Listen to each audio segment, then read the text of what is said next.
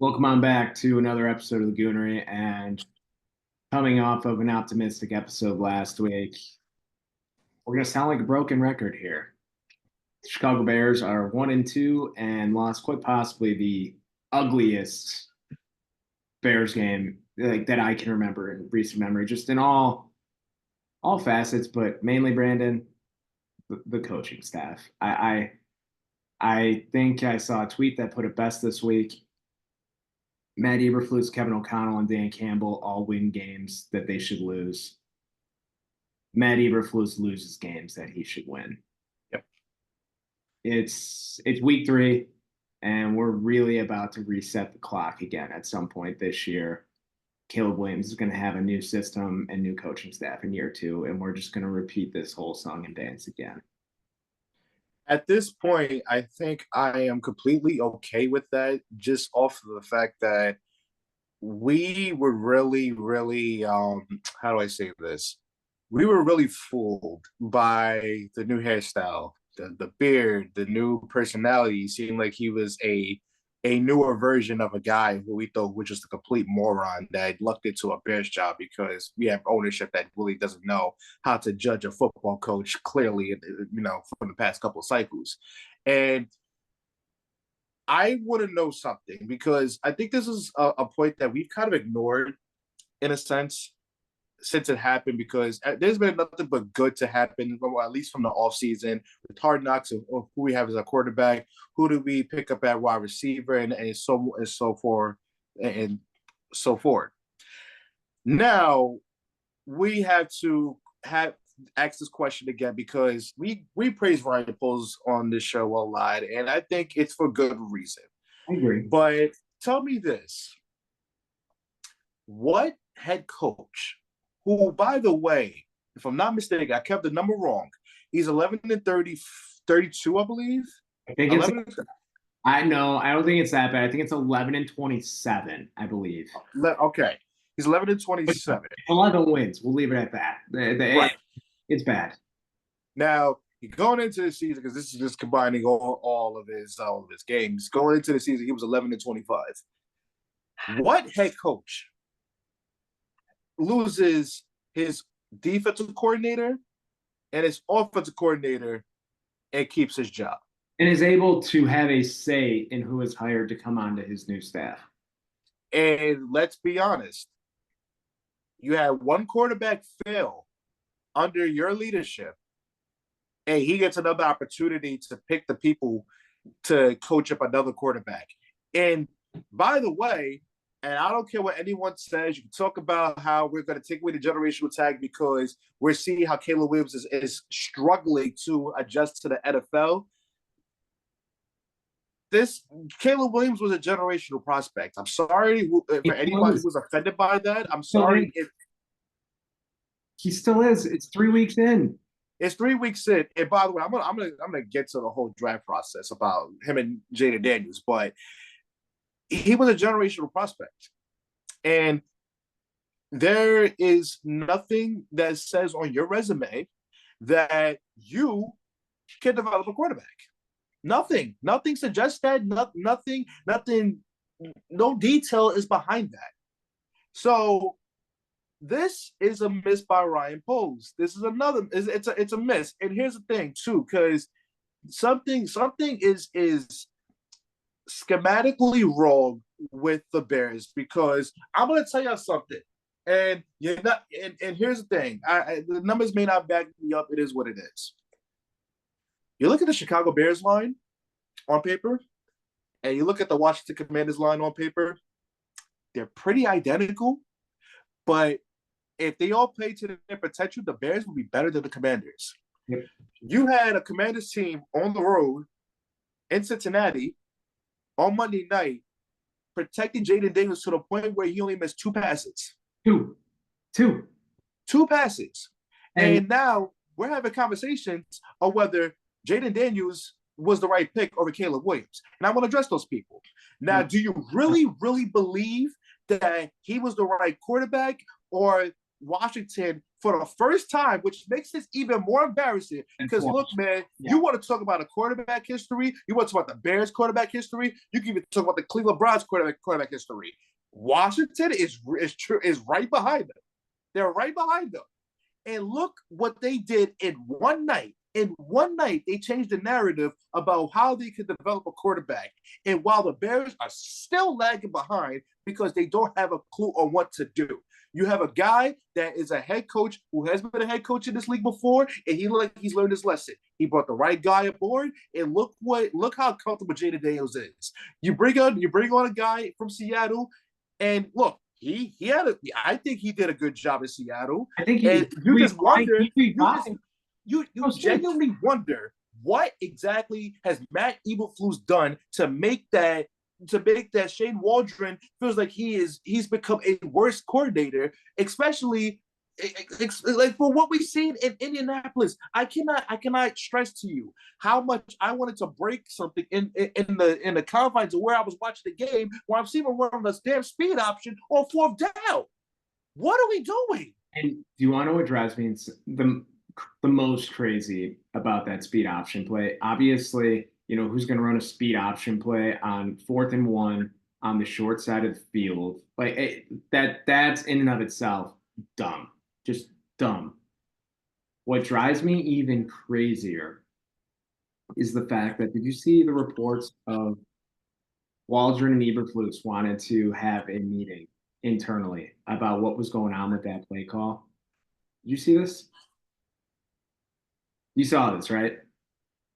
No, but we're 3 weeks into this. Okay, but Eberflus and Waldron agreed to cancel the meeting because they agreed that the play call was dumb. What was there? What is there to talk about other than that? And then the process needs to be better. No shit, the process needs to be better. You are legitimately going to have Caleb Williams drop back 50+ times in his third game. 50+ times with that offensive line. That is malpractice. It is malpractice.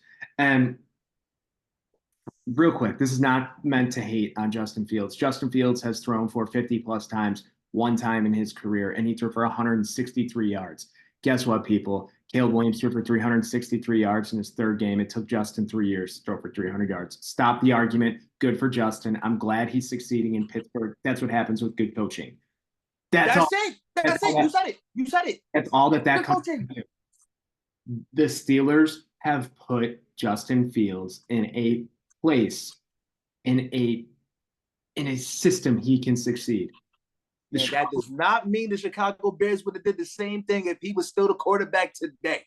Sorry. Stop it. Stop it. Justin's numbers have not popped off the page whatsoever this year. But guess what? He's playing mistake-free football and being put in a position to be successful. The Chicago Bears did not do that with Justin Fields, and they are not doing that with Caleb Williams right now. And it comes down to play calling, obviously. It comes down to the offensive line. And number 3, it comes down to Ryan Poles. Ryan Poles had the opportunity this year to reset the clock, wipe the slate completely clean, start over with a generational quarterback prospect, start over with a fresh coaching staff, start over with a completely new identity. But instead, the Bears went on Hard Knocks this year. They force-fed us Matt Eberflus and said, Eberflus is cool. He looks cool. Yep. He's a good guy. And I'm not saying Eberflus is not a good guy. He seems, for all intents and purposes, to be a good guy. Guys like to play for him. He's just not a good head coach. Guys don't win football games. We are less than a year removed. We are about 8 months removed from us on this call referring to him on this show only as Matt Dweeberflus. We are 8 months removed from that. And he got a beard, got his teeth fixed, and slicks his hair back now. He's automatically, there's something different about him now. But it is malpractice. This will go down as the biggest miss in Ryan Poles' career, not wiping the slate clean and starting with a new head coach. And there's been a couple of bad misses with Ryan Poles. We praise him for all of his good. but this swing and a miss and bringing back Matt Eberflus is going to be detrimental to the future of this franchise. And here's the thing that I don't think that we're thinking about as much as we should. Unfortunately for Ryan Poles, because I think for the grand scheme of things, he has not done a bad job in terms of constructing a roster. Absolutely not. But there's two things that's going to be tied to him: Matt Eberflus and the lack of putting money into an offensive line.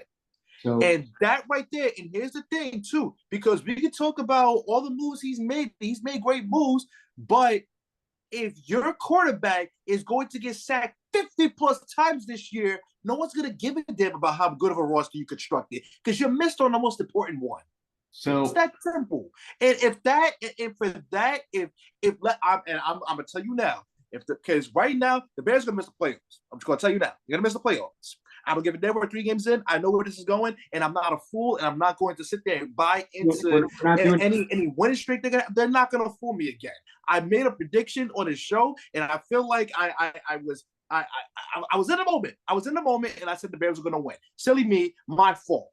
But if they're not going to make the playoffs, and Caleb Williams gets sacked 50 plus times, Ryan Poles deserves to go. He deserves to go. Should I trust him to pick another head coach? Should I trust him with another offseason to get an offensive line right? And even though with the quarterback he had last year, the offensive line still wasn't working, he still put out the same guys. You just replace the center? No, you can't make that mistake again. I'm sorry. He's starting a 6th rounder from Utah Valley State at left tackle who has shown nothing. Nothing. He has not been good. He's regressed. Yes, Braxton's only gotten worse. Tevin Jenkins cannot stay healthy. Nate Davis has been the biggest swing and a miss of his tenure, and that is saying something 3 games in with how bad DeAndre Swift has been. Mm-hmm. And Darnell Wright looks like he's regressed in year 2 thus far. And yep. Here's the thing. I was never I'm pivoting slightly. I was not a big fan of the DeAndre Swift signing when it happened this offseason. They lost out on Saquon Barkley, so they decided, let's get the next best thing, DeAndre Swift. DeAndre Swift has been underwhelming everywhere he has been in his career thus far, where he's expected to be a main key cog in an offense, right? He did not have to do anything in Philadelphia last year to be successful with all the talent that they had there. And he ran for over 1,000 yards. He will not do that again in his career. And I guarantee that he will never run for 1,000 yards in his career again. But you look at that contract. What is it? It's roughly, was it 32 million for 3 years or around that number, yeah. And you look at that. Saquon got, I believe, 46 for 3, and he got 32 for 3 or something along those lines. Mm-hmm. That was a luxury signing. Ryan Poles has not earned the right thus far to go out and try and make a luxury signing. Khalil Herbert and Roschon Johnson would have been absolutely fine in the backfield this year. I 1,000% agree with you. And based on reports, so as of recording this, it's 7:26 on Wednesday, September 25th, Central Time. Roschon Johnson is expected to have a large expanded role in the offense this weekend. The reports that came out before this show. 3 weeks in, DeAndre Swift already seemingly has lost his starting job. Even if Ryan Poles spent that money on an offensive lineman who flopped like Nate Davis, process was right.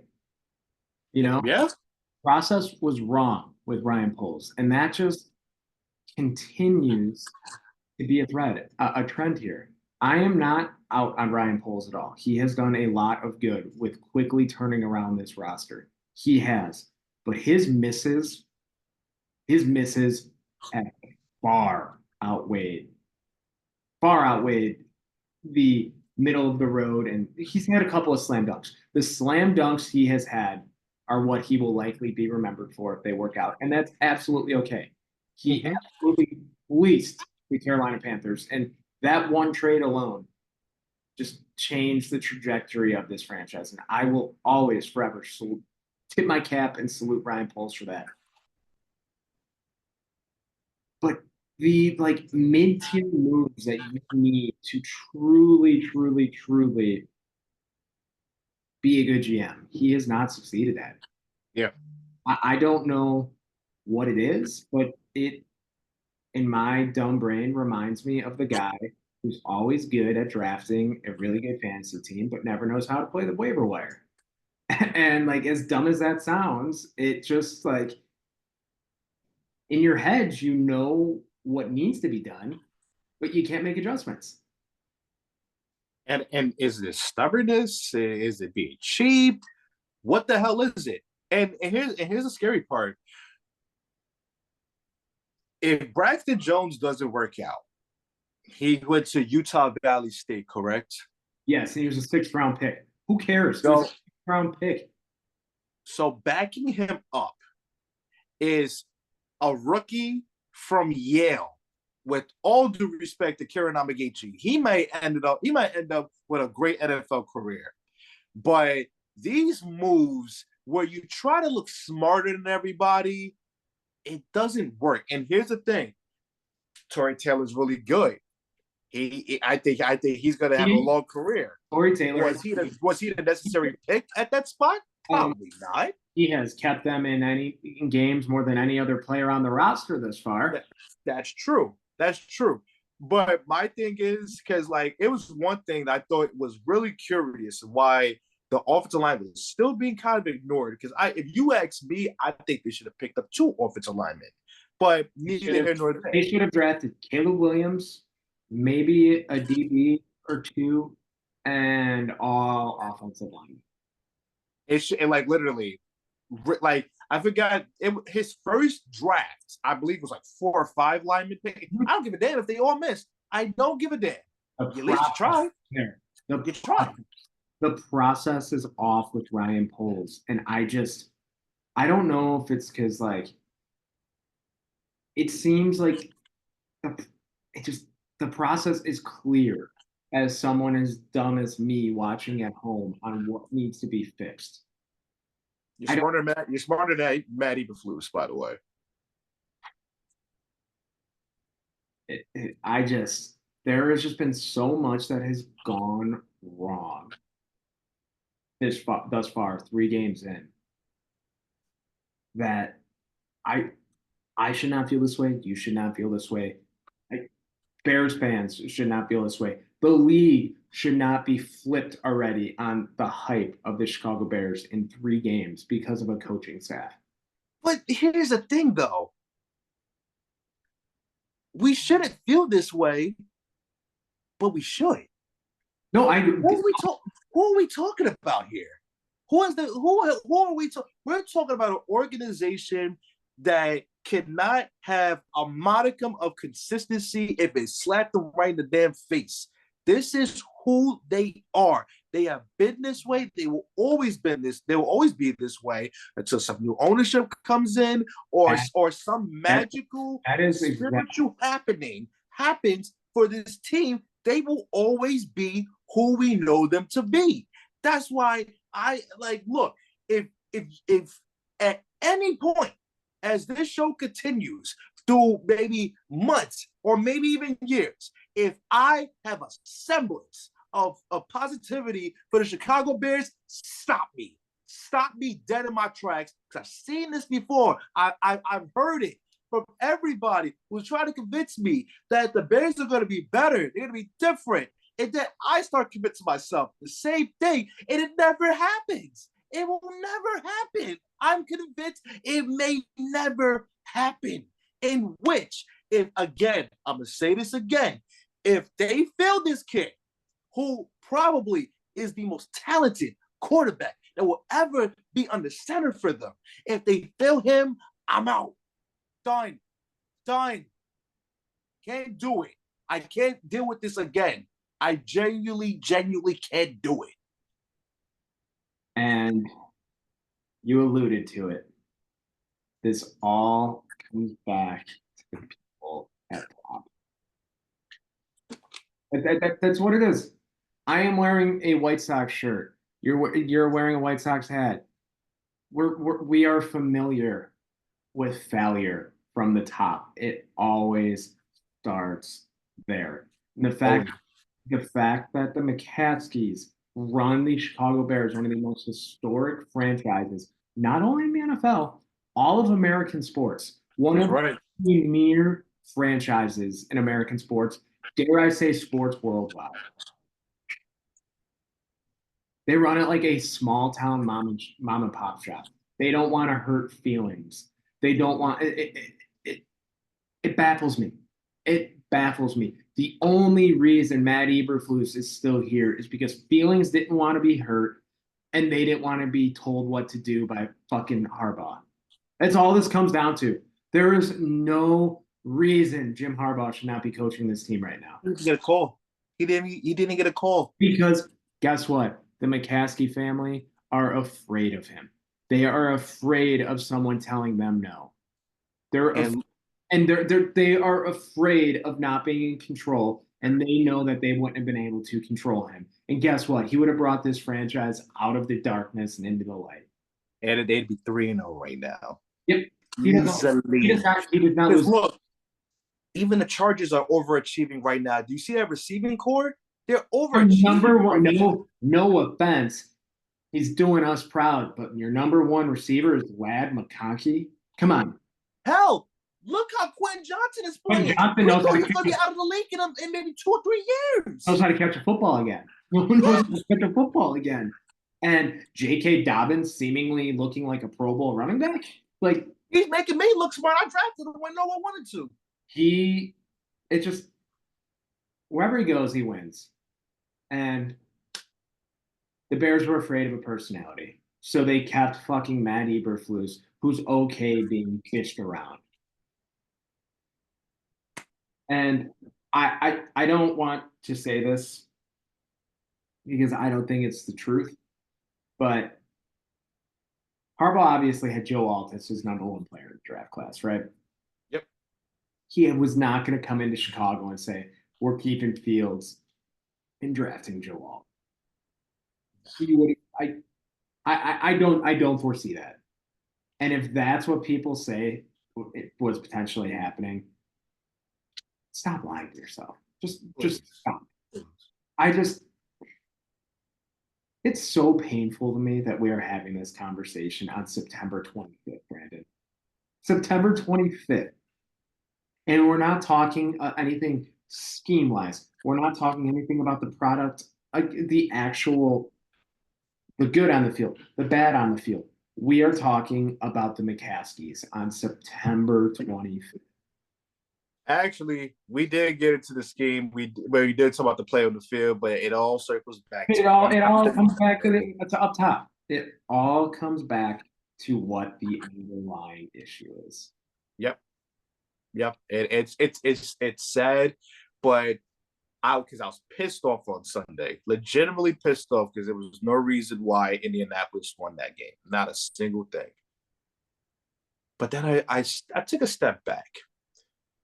I said, Brandon, what are you mad about? What are you mad for? This is who they are.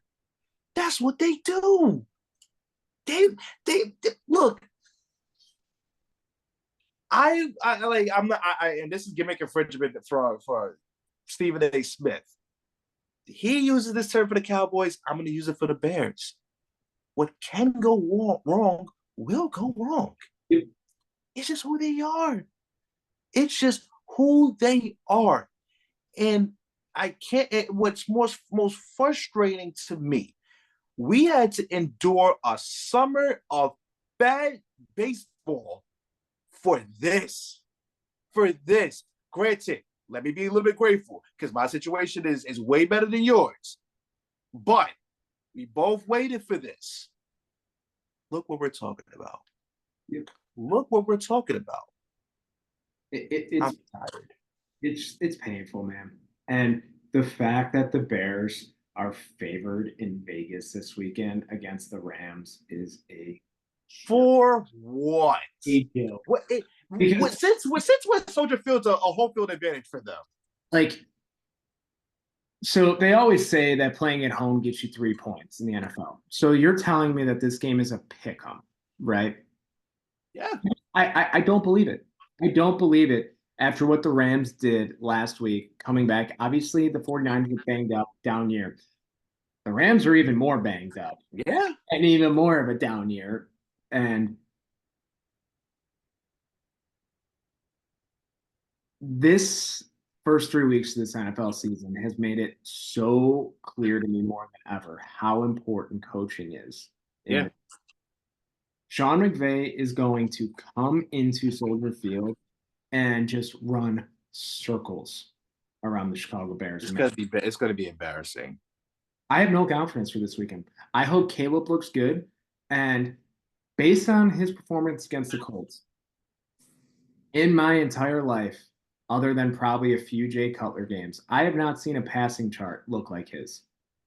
Caleb made a couple of rough decisions, don't get me wrong, but that's what's going to happen when you're forced to throw the ball 57 times. 57 for a rookie, 57 times. Caleb is going to be fine. He is talented enough to where he won't fail. I feel confident in saying that. And I wholeheartedly believe that. Him and Rome look fantastic together. Rome appears to have finally hit his stride. Cole Kmet finally got involved. Shane Waldron at least made that adjustment. Hey, we can be grateful for that they weren't throwing nothing but tight end screens to Gerald fucking Everett. Him and DJ Moore looked more in sync. They did. And DJ Moore owned up to what we said on the show last week about his body shit. And he said, that's wrong with me. That should not be visible like that. I should not be acting like that. I appreciate that. That's what a captain does. He acknowledges his mistakes.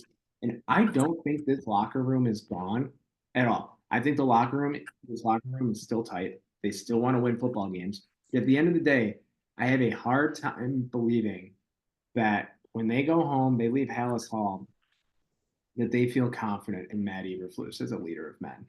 I don't see it. And that's all it comes down to. This team will be hindered by the fact that Matt Eberflus is in charge. So here's the thing. I genuinely believe within Hallis, at least, they believe in him. When it's game day, that's when they're just like, what the fuck is he doing?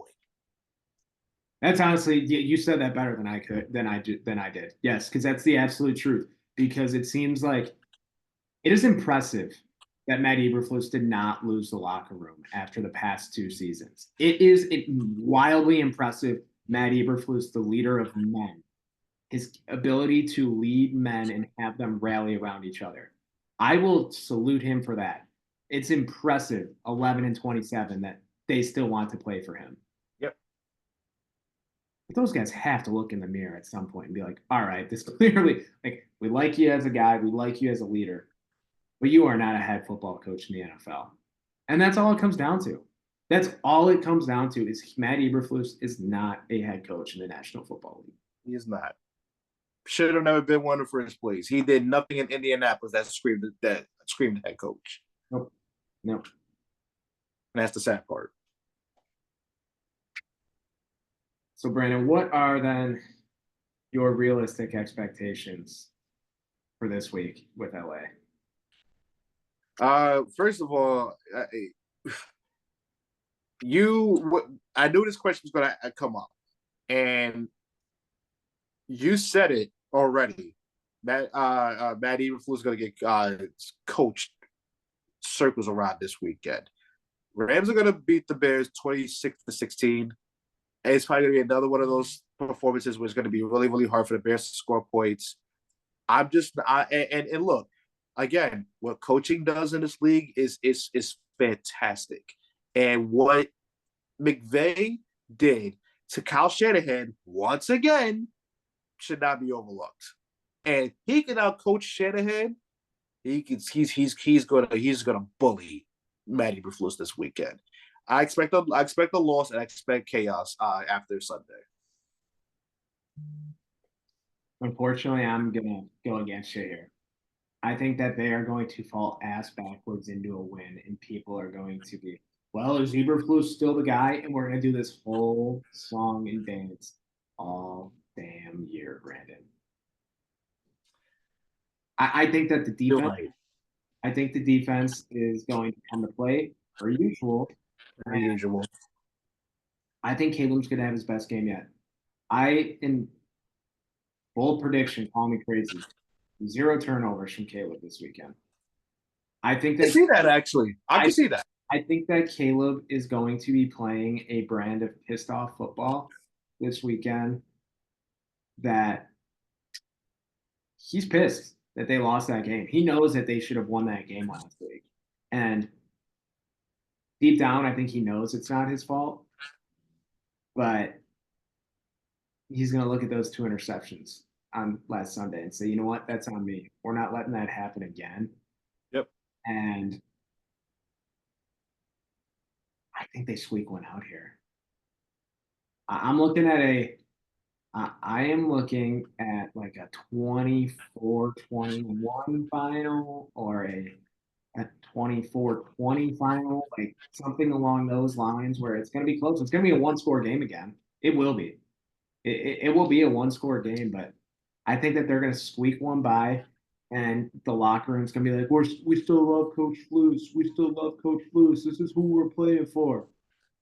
And the national narrative is going to change again week by week because that's just how it goes. I hope you're right. I hope you're right. I can't take that a Sunday like this. I can't do it. I can't do it. Just the way it has hindered my week thus far. I have a coworker who's a Packer fan. He is from Wisconsin, lives in Tennessee now. Yeah.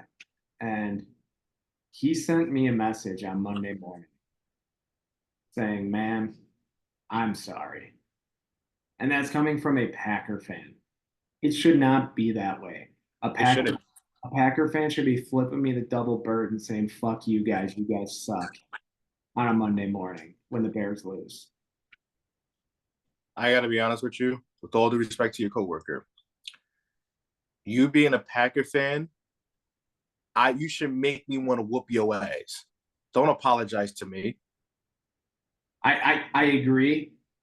He then also added, respectfully, I hope you don't lose. I hope you don't win another game this year, but I'm sorry for you. Look, man, don't be backhanded. Just insult me. Yep. Just insult me. Don't give the pity bullshit and you follow it up with the stop. Where's the hatred? Where's the hatred? Granted, it's not a rivalry right now because we suck, but where's the hatred? I'll tell you what, I fucking hate the Packers that they're able to just plug in Malik Willis off the street and go 2-0. Are we surprised? Oh, of course not. Are we surprised? Of course not, because this is and what does it really come down to? oh wow. Once again, ladies and gentlemen, before we wrap this up, always comes down to watching. We can never get it right, but they can. Everyone else can. Nope. So, Brandon, we're gonna have to see if the coaching rights the ship this week, because if not, I'm at a loss. I'm at a loss. For my mental health and for my liver, I hope they actually win. I might go on an actual bender on Sunday if we do not win. I'm tired. I'm already tired. It's week 3 and I'm tired. I have to sit through Chicago Bears on Sunday. I have to watch a Michigan team who can run through a motherfucking face, but do not know the principles of a forward pass. So yeah, it's stressful. It's very stressful. By the way, big win against USC, big win, but I want to at least throw a forward pass. We can't get away with that with everybody. No, you can't. You can get away with it with the the Pac-12 teams now, but that's probably about it in the Big Ten. Hopefully with the Pac-12 teams, I hope that includes Oregon because that would be pretty big. They haven't looked great this year, in my opinion, man. I look, my brother-in-law is a Oregon fan, and he's asking me because he he defers to me for the college football knowledge, still getting into it, and I keep telling him temper your expectations because Oregon on paper is good. That defense is suspect. And the real litmus test is October 12th. Got Ohio State coming in.